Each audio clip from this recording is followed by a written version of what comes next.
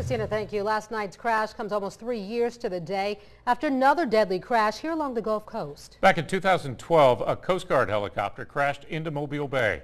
As Local 15's Darwin Singleton reports, there were a number of similarities to this latest disaster.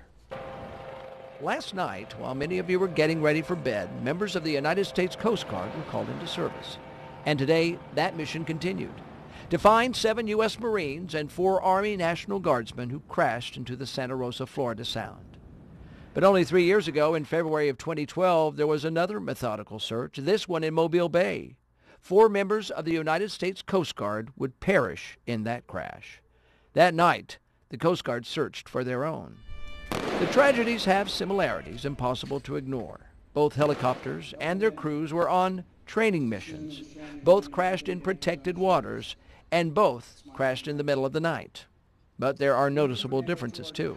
The Coast Guard crew was not fighting thick, soupy fog that set the stage for last night's mishap.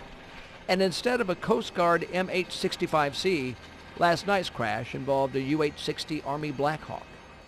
But there is one undeniable commonality shared by both, Blessed are the pure, a similarity that is likely to become more evident in the coming hours.